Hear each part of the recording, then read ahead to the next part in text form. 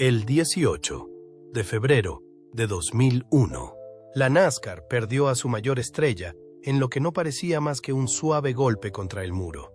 Para los millones de telespectadores que lo veían desde sus casas, parecía solo otro pequeño accidente al final de una emocionante carrera.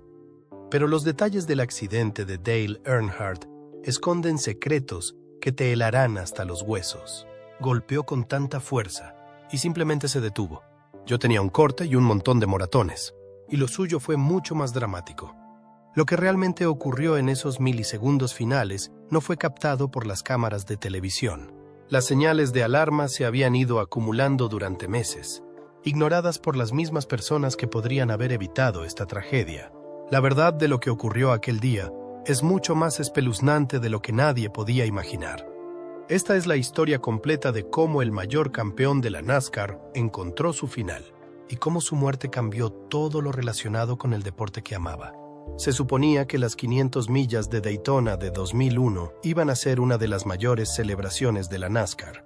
Fox Sports acababa de firmar un acuerdo y estaban listos para mostrar al mundo lo que eran las carreras de stock cars.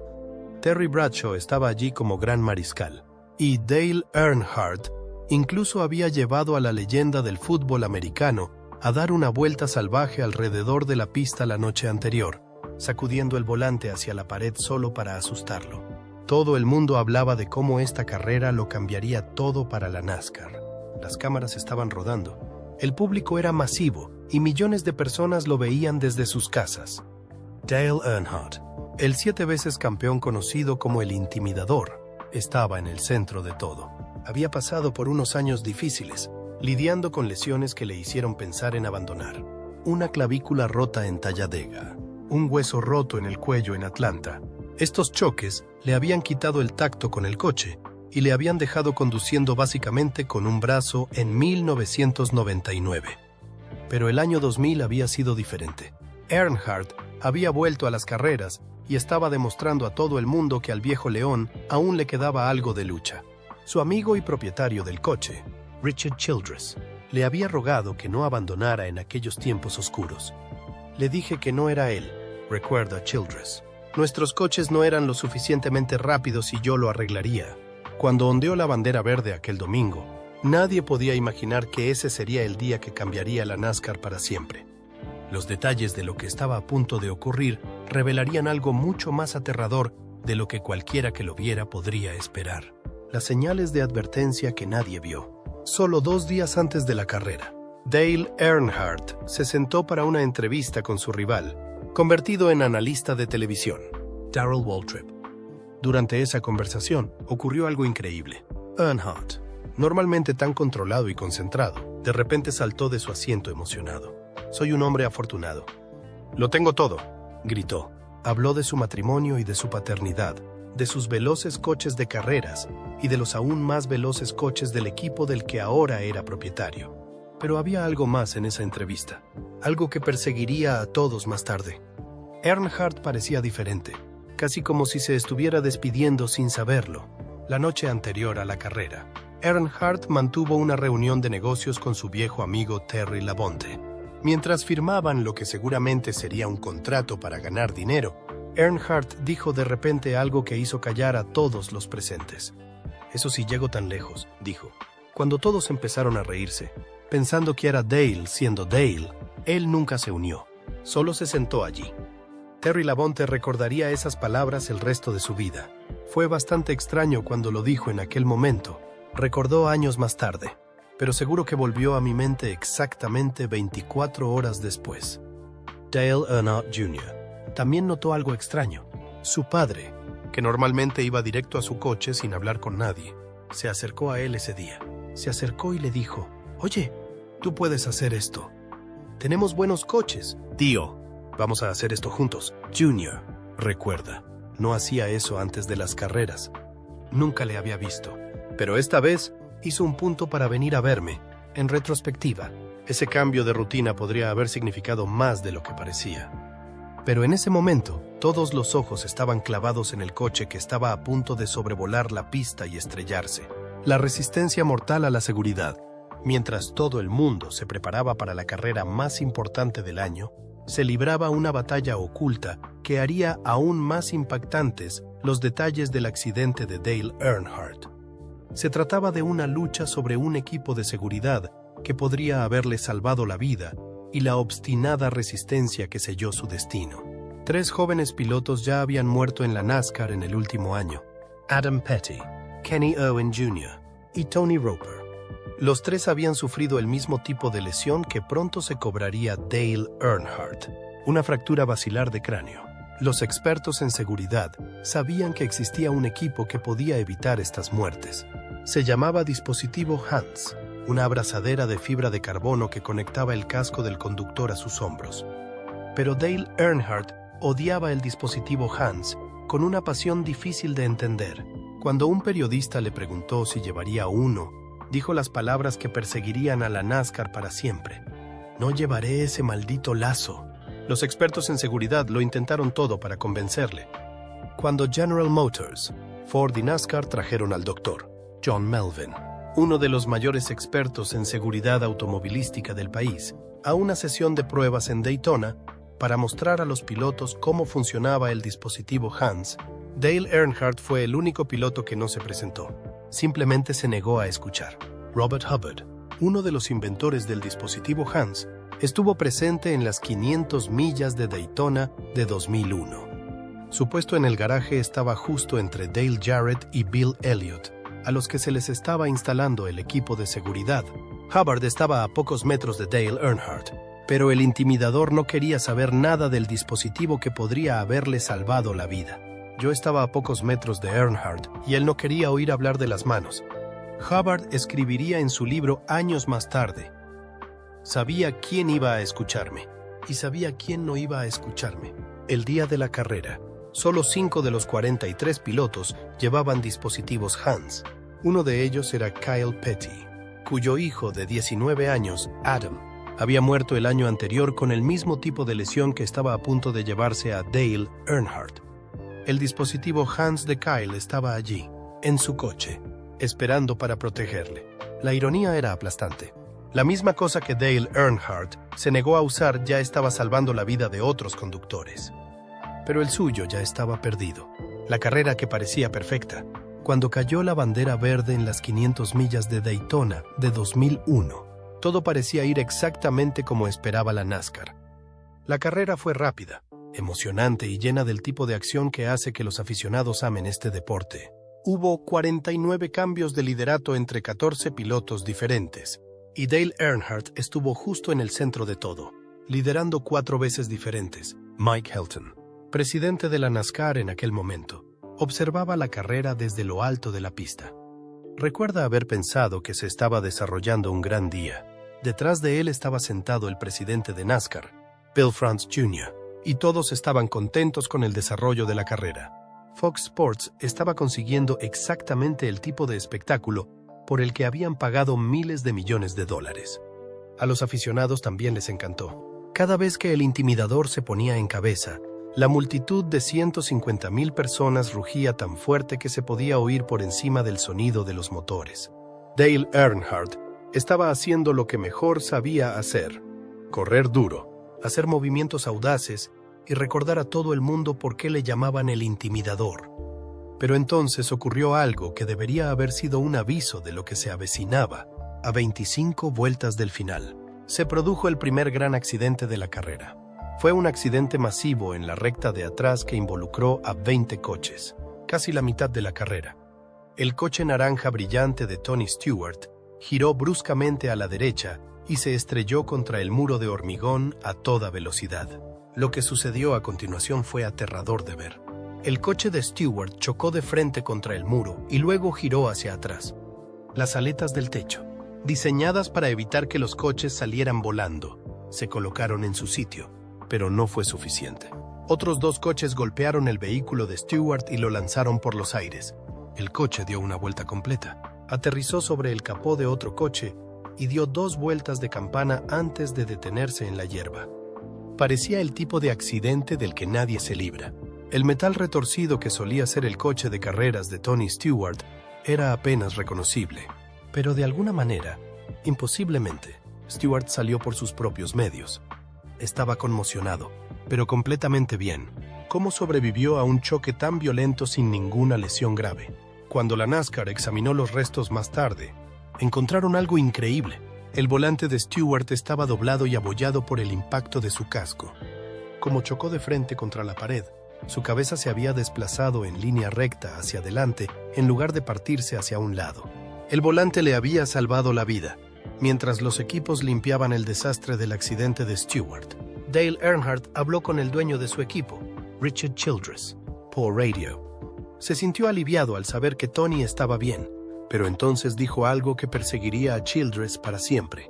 Richard, van a tener que hacer algo con estos autos, o van a hacer que alguien muera.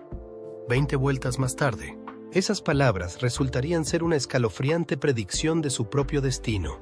Cuando la carrera se reinició a 20 vueltas del final, Dale Earnhardt se encontró en una posición en la que nunca había estado en sus 22 participaciones anteriores en las 500 millas de Daytona.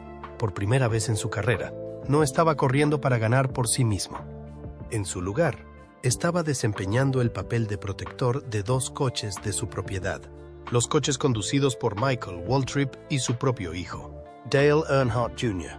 Esto era completamente diferente a todo lo que el intimidador había hecho antes. A lo largo de toda su carrera, Dale Earnhardt había sido conocido por su conducción agresiva y su negativa a ceder un ápice a nadie en la pista. Pero ahora, con sus 2 coches corriendo primero y segundo, hizo algo que sorprendió a todos los espectadores. Dale Earnhardt se convirtió en un bloqueador. En la vuelta 183, estaba liderando la carrera, pero entonces hizo algo que parecía imposible. Dejó pasar a Michael Waltrip, llevándose a Dale Jr. Con él, con sus 2 coches en las primeras posiciones, el Intimidator extendió su coche a lo largo de la pista y comenzó a zigzaguear de un lado a otro, bloqueando a cualquiera que intentara pasarle. Michael Waltrip, que nunca había ganado una carrera en 462 carreras, no podía creer lo que veía en su retrovisor. Todos sabíamos que la mayor amenaza para evitar que uno de nosotros ganara la carrera era Sterling Marlin. Recuerda Waltrip. Detrás de él, Dale Jr. corría segundo. Y detrás de ambos, Dale Sr. estaba dando un clinic de bloqueo como nadie había visto nunca. Durante 17 vueltas, el intimidador mantuvo a raya a algunos de los mejores pilotos de la NASCAR. Sterling Marlin y Rusty Wallace atacaban con fuerza por el interior, mientras Ken Schrader lideraba un grupo de coches por el exterior. Pero no importaba lo que intentaran. No podían pasar al coche negro número 3 que iba y venía por la pista como un ángel de la guarda. Era hermoso de ver y aterrador al mismo tiempo. Todo el mundo sabía que Dale Earnhardt corría grandes riesgos al bloquear tan agresivamente. A 180 millas por hora, el más mínimo error podía ser mortal, pero siguió haciéndolo, vuelta tras vuelta, protegiendo a su hijo y a su compañero de equipo como si su vida dependiera de ello. Al llegar a la bandera blanca, la señal para la última vuelta, Waltrip y Earnhardt Jr. se estaban alejando del campo. El plan estaba funcionando a la perfección. Dale Earnhardt estaba a punto de ver a su hijo y a su compañero de equipo terminar primero y segundo en la carrera más importante del año. Pero los detalles de lo que sucedió a continuación revelarían que sus heroicos esfuerzos le habían colocado en la posición más peligrosa posible. Cuando los pilotos pasaban por las curvas 1 y 2 por última vez, Sterling Marlin hizo un último intento desesperado por alcanzar a los líderes. Se dejó caer bajo en la pista, tratando de pasar por debajo del coche de Dale Earnhardt. Esto obligó a Dale a descolgarse también para cortar la carrera de Marlin. Lo que ocurrió a continuación sería analizado fotograma a fotograma, milisegundo a milisegundo, por algunos de los mejores investigadores de accidentes del mundo. Pero incluso con toda su experiencia y tecnología, los detalles que descubrieron helarían a todos hasta los huesos. El coche de Dale Earnhardt no había superado por completo el morro de Sterling Marlin cuando éste bajó para bloquearlo. El leve contacto hizo girar el coche de Earnhardt hacia la izquierda, haciendo que se deslizara sobre la plataforma plana de la parte inferior de la pista. Por un momento, parecía que podría ser capaz de salvarlo. El morro de su coche empezó a corregirse, apuntando de nuevo hacia la superficie de carrera, pero la física de lo que estaba sucediendo ya estaba más allá de la capacidad de control de nadie. El coche de Earnhardt salió disparado hacia la orilla, cortando directamente la trayectoria de los coches detrás de él. El grupo estaba formado por 3 pilotos, y no había ningún sitio a donde ir. Ken Schrader, que iba justo detrás de Earnhardt, no tuvo más remedio que golpearle. El coche de Schrader chocó contra el lado del pasajero del Monte Carlo de Earnhardt, creando un repentino aumento de velocidad y girando ambos coches directamente hacia el muro exterior. En la cabina de televisión, Darrell Waltrip animaba a gritos a su hermano Michael, que estaba a punto de ganar su primera carrera, pero por el rabillo del ojo, Darrell pudo ver el coche número 3 deslizándose hacia el muro.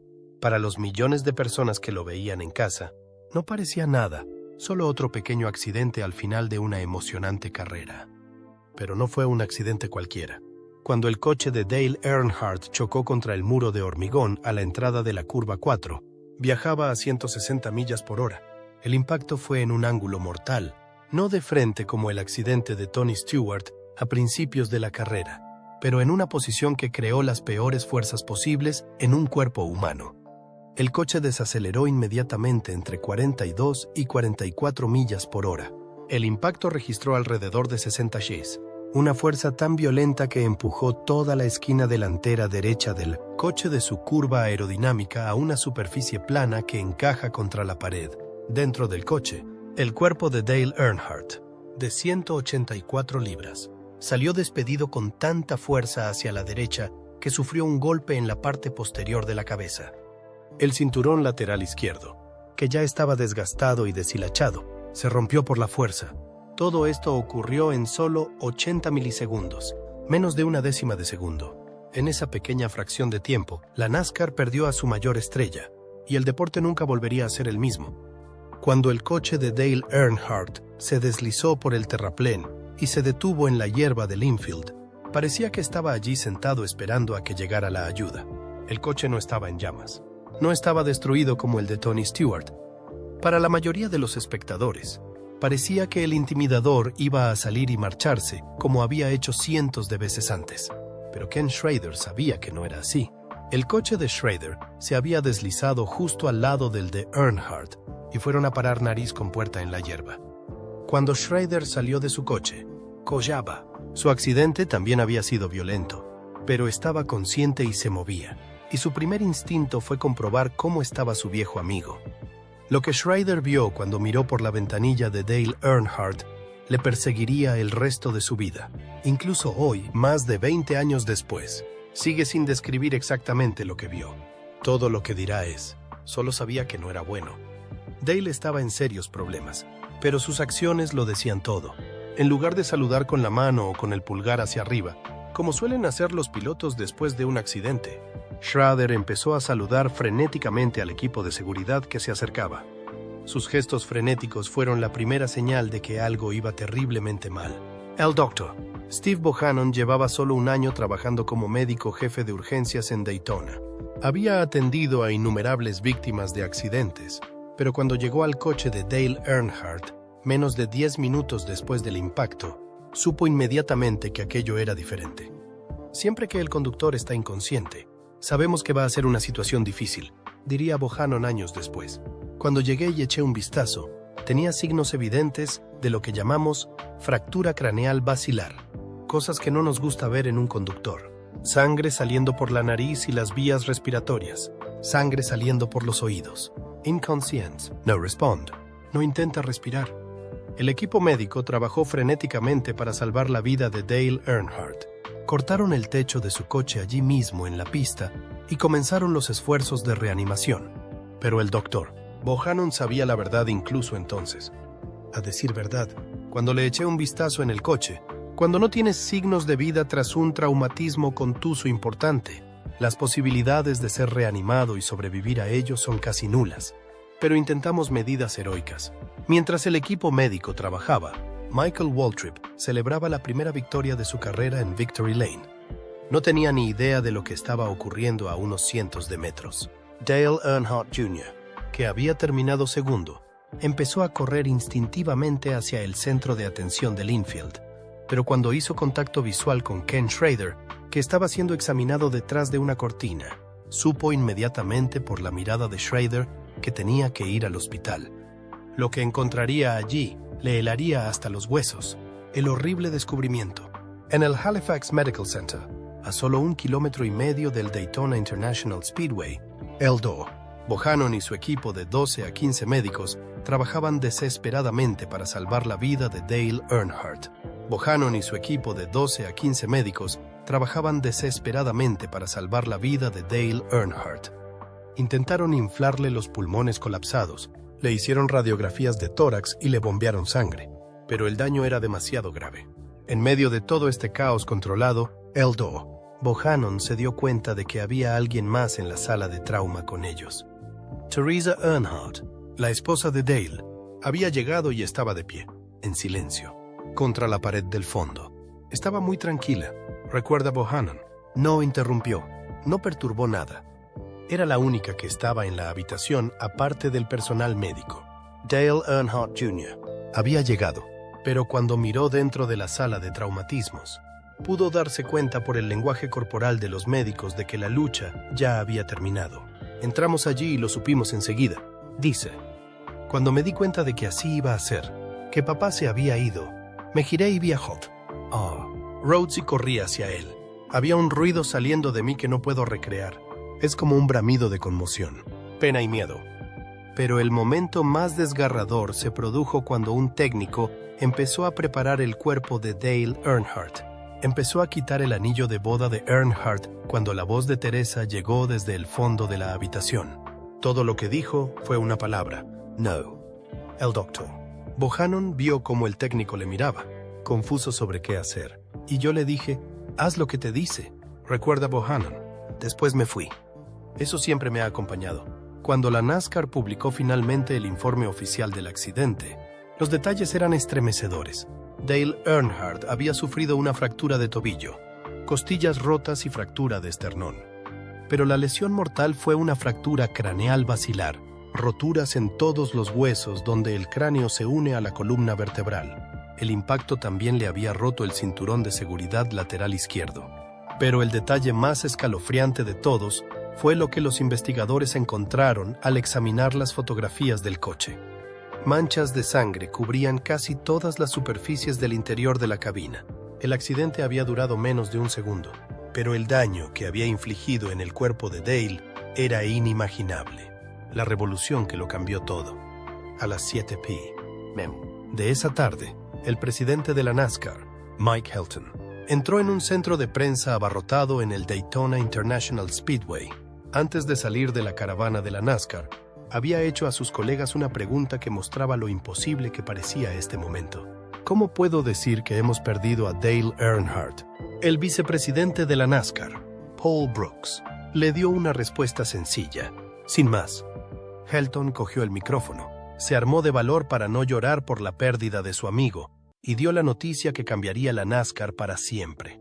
Este es sin duda uno de los anuncios más duros que he tenido que hacer personalmente. Pero tras el accidente en la curva 4 al final de las 500 millas de Daytona, hemos perdido a Dale Earnhardt. Esa noche, los teléfonos empezaron a sonar en las casas de Jim Downing en Atlanta y Robert Hubbard en Michigan, los dos hombres que habían inventado el dispositivo Hans que Dale Earnhardt se había negado a llevar. Las llamadas procedían de pilotos de stock cars y equipos de carreras que, de repente, querían saberlo todo sobre los reposacabezas y los reposacuellos. La revolución de la seguridad en la NASCAR había comenzado por fin, pero había llegado al peor precio posible. En pocos meses, el dispositivo Hans se convirtió en obligatorio en la NASCAR. Los muros de hormigón de todas las pistas se cubrieron con barreras de absorción de energía. Los coches se rediseñaron con mejores cinturones de seguridad, jaulas antivuelco más resistentes y mejores diseños de asientos. Cada cambio se hizo con un objetivo en mente: asegurarse de que lo que le pasó a Dale Earnhardt no le pasara nunca a nadie más. Años después, ningún piloto de la NASCAR ha muerto en un accidente durante una carrera. El deporte que Dale Earnhardt amaba se hizo más seguro gracias a los detalles de su accidente, que heló a todo el mundo hasta los huesos. Su último regalo a la NASCAR fue obligar al deporte a enfrentarse a la realidad mortal que había estado ignorando durante demasiado tiempo. Su muerte reveló una tragedia que podría haberse evitado, pero dio lugar a cambios que salvaron innumerables vidas. ¿Qué es lo que más te ha impactado de estos detalles?